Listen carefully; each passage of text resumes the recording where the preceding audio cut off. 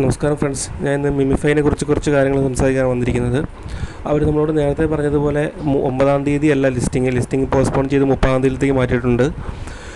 അതിനിടയ്ക്ക് ഒരു premium account എടുക്കാനുള്ളൊരു സെറ്റപ്പൊക്കെ കൊടുത്തിട്ടുണ്ടായിരുന്നു.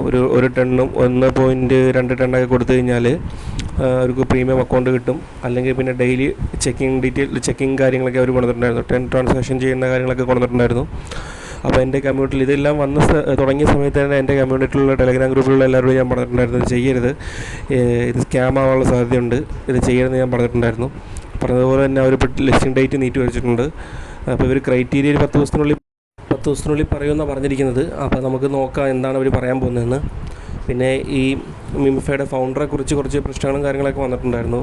പുള്ളി ഒരു സ്കാമറാണെന്നുള്ള കാര്യങ്ങൾ അങ്ങനെയൊക്കെ പറഞ്ഞുകൊണ്ട് കുറച്ചൊരു ഇത് ട്വിറ്ററിലൊക്കെ നടക്കുന്നുണ്ട്. അങ്ങനത്തെ ചർച്ചകളും കാര്യങ്ങളൊക്കെ നടക്കുന്നുണ്ടായിരുന്നു.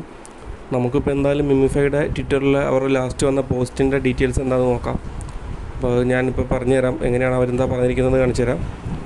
അപ്പോൾ അവരുടെ ട്വിറ്ററിൽ കയറി നോക്കിക്കഴിഞ്ഞാൽ താഴത്തേക്ക് വന്നു കഴിഞ്ഞാൽ അവർ കുറച്ച് ഡീറ്റെയിൽസ് കൊടുത്തിട്ടുണ്ട്.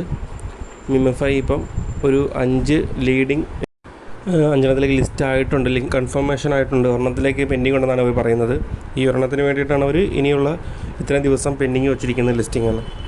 ഓക്കെ, അപ്പോൾ തന്നെ നമുക്ക് ഏകദേശം മനസ്സിലാവും ഇവരുടെ ഉദ്ദേശം എന്താണെന്നുള്ളത്. മാക്സിമം നമ്മുടെ കയ്യിൽ നിന്ന് പൈസ ഊറ്റുക എന്നുള്ളത് തന്നെയാണ് ഉദ്ദേശം.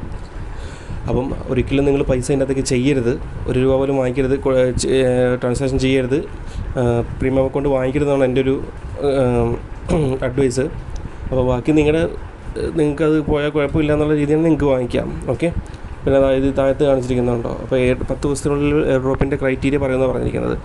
ഞാൻ പറയുന്നത് ഒരിക്കലും ഇത്ര വലിയൊരു എമൗണ്ട് ഡെയിലി ചെക്കിങ്ങിന് വേണ്ടി ഒരു എയർ ഡ്രോപ്പിൽ മുടക്കേണ്ടി വന്നിട്ടില്ല. അപ്പോൾ തന്നെ മനസ്സിലാക്കാൻ ഇവരെന്തോരം ഇവരുടെ ഉദ്ദേശം എന്താണെന്നുള്ളത്.